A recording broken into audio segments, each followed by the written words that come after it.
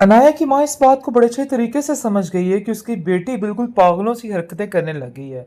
एक बारी को ना हासिल करके वो हर एक की दुश्मन बनी फिरती है और उसको ऐसा लग रहा है कि जैसे हर कोई मेरा दुश्मन है। जिसको सुनकर वो साफ साफ कह देती है उससे कि देखो अनाया, अपने दिमाग को दुरुस्त रखो। इस तरह होशो हवास खोने से कुछ भी नहीं होगा।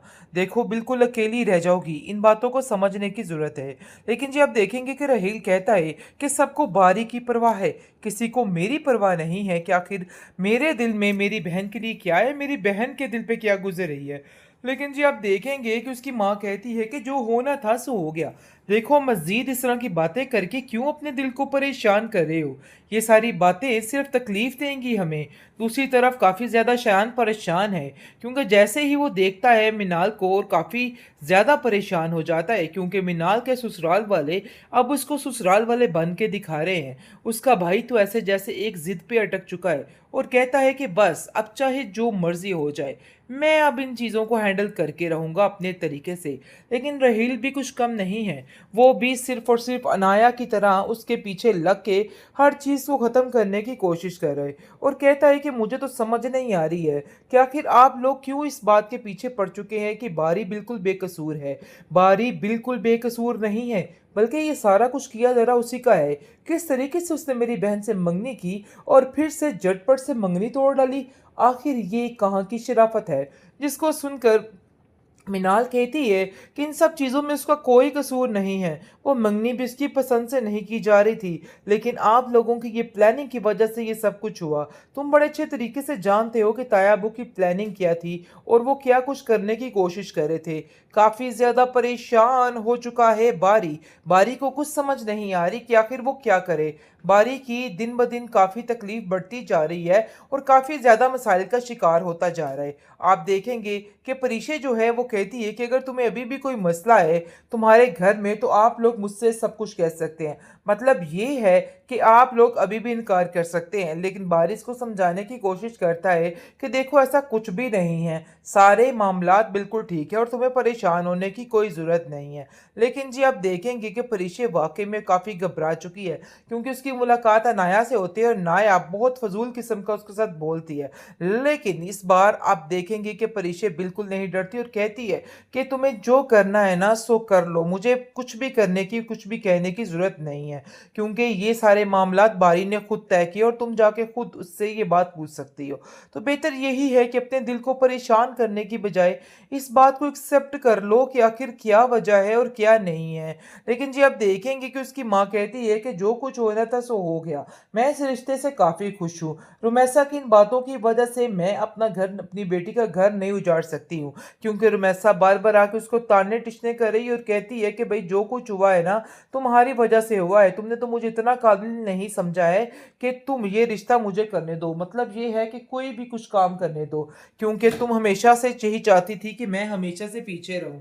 लेकिन देखो, बेशक मैं सगी नहीं लेकिन माँ तो हूं मैं उसकी। बनता तो था तुम्हारा कि तुम मुझसे इस मामले पे बात करती और सारे मसले ठीक हो जाते, लेकिन तुमने ऐसा कुछ भी नहीं किया।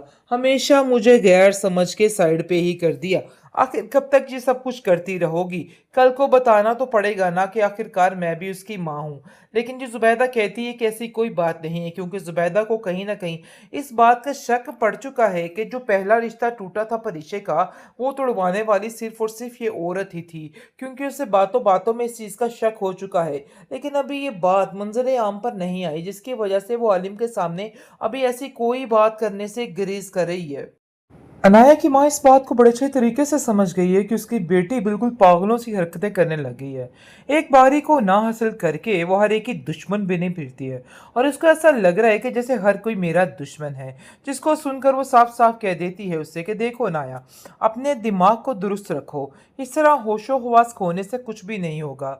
देखो बिल्कुल अकेली रह जाओगी, इन बातों को समझने की जरूरत है। लेकिन जी आप देखेंगे कि रहील कहता है कि सबको बारी की परवाह है, किसी को मेरी परवाह नहीं है कि आखिर मेरे दिल में मेरी बहन के लिए क्या है, मेरी बहन के दिल पे क्या गुजर रही है। लेकिन जी आप देखेंगे कि उसकी माँ कहती है कि जो होना था सो हो गया। देखो, मज़ीद इस तरह की बातें करके क्यों अपने दिल को परेशान कर रहे हो? ये सारी बातें सिर्फ़ तकलीफ़ देंगी हमें। दूसरी तरफ काफ़ी ज़्यादा शायान परेशान है, क्योंकि जैसे ही वो देखता है मिनाल को और काफ़ी ज़्यादा परेशान हो जाता है, क्योंकि मिनाल के ससुराल वाले अब उसको ससुराल वाले बन के दिखा रहे हैं। उसका भाई तो ऐसे जैसे एक ज़िद पे अटक चुका है और कहता है कि बस अब चाहे जो मर्ज़ी हो जाए, मैं अब इन चीज़ों को हैंडल करके रहूँगा अपने तरीके से। लेकिन रहील भी कुछ कम नहीं है। वो भी सिर्फ़ और सिर्फ़ अनाया की तरह उसके पीछे लग के हर चीज़ को ख़त्म करने की कोशिश कर रहा है और कहता है कि मुझे तो समझ नहीं आ रही है कि आखिर आप लोग क्यों इस बात के पीछे पड़ चुके हैं कि बारी बिल्कुल बेकसूर है। बारी बिल्कुल बेकसूर नहीं है, बल्कि ये सारा कुछ किया ज़रा उसी का है। किस तरीके से उसने मेरी बहन से मंगनी की और फिर से झटपट से मंगनी तोड़ डाली। आखिर ये कहाँ की शराफ़त है? जिसको सुनकर मिनाल कहती है कि इन सब चीज़ों में उसका कोई कसूर नहीं है। वो मंगनी भी उसकी पसंद से नहीं की जा रही थी, लेकिन आप लोगों की ये प्लानिंग की वजह से ये सब कुछ हुआ। तुम बड़े अच्छे तरीके से जानते हो कि तायाबू की प्लानिंग क्या थी और वो क्या कुछ करने की कोशिश कर रहे थे। काफ़ी ज़्यादा परेशान हो चुका है बारी। बारी को कुछ समझ नहीं आ रही कि आखिर वो क्या करे। बारी की दिन ब दिन काफ़ी तकलीफ़ बढ़ती जा रही है और काफ़ी ज़्यादा मसाइल का शिकार होता जा रहा है। आप देखेंगे कि परिशे जो है वो कहती है कि अगर तुम्हें अभी भी कोई मसला है तुम्हारे घर में तो आप लोग मुझसे सब कुछ कह सकते हैं। मतलब ये है कि आप लोग अभी भी इनकार कर सकते हैं, लेकिन बारिश को समझाने की कोशिश करता है कि देखो ऐसा कुछ भी नहीं है, सारे मामलात बिल्कुल ठीक है और तुम्हें परेशान होने की कोई ज़रूरत नहीं है। लेकिन जी आप देखेंगे कि परिशे वाकई में काफ़ी घबरा चुकी है, क्योंकि उसकी मुलाकात अनाया से होती है और नाया बहुत फजूल किस्म का उसके साथ बोलती है। लेकिन इस बार आप देखेंगे कि परिशे बिल्कुल नहीं डरती और कहती है कि तुम्हें जो करना है ना सो कर लो, मुझे कुछ भी करने की कुछ भी कहने की ज़रूरत नहीं है, क्योंकि ये सारे मामलात बारी ने खुद तय किए और तुम जाके खुद उससे ये बात पूछ सकती हो। तो बेहतर यही है कि अपने दिल को परेशान करने की बजाय इस बात को एक्सेप्ट कर लो कि आखिर क्या वजह है और क्या नहीं है। लेकिन जी आप देखेंगे कि उसकी माँ कहती है कि जो कुछ होना था सो हो गया, मैं इस रिश्ते से काफ़ी खुश हूँ। रुमैसा की इन बातों की वजह से मैं अपना घर अपनी बेटी का घर नहीं उजाड़ सकती हूँ, क्योंकि रुमैसा बार-बार आके उसको ताने-टिशने कर रही है और कहती है कि भई जो कुछ हुआ है ना, तुम्हारी वजह से हुआ है। तुमने तो मुझे इतना काबिल नहीं समझा है कि तुम ये रिश्ता मुझे करने दो। मतलब ये है कि कोई भी कुछ काम करने दो, क्योंकि तुम हमेशा से यही चाहती थी कि मैं हमेशा से पीछे रहूँ। लेकिन देखो, बेशक मैं सगी नहीं लेकिन माँ तो हूँ मैं उसकी। बनता तो था तुम्हारा कि तुम मुझसे इस मामले पे बात करती और सारे मसले ठीक हो जाते, लेकिन तुमने ऐसा कुछ भी नहीं किया। हमेशा मुझे गैर समझ के साइड पे ही कर दिया। आखिर कब तक ये सब कुछ करती रहोगी? कल को बताना तो पड़ेगा ना कि आखिरकार मैं भी उसकी माँ हूँ।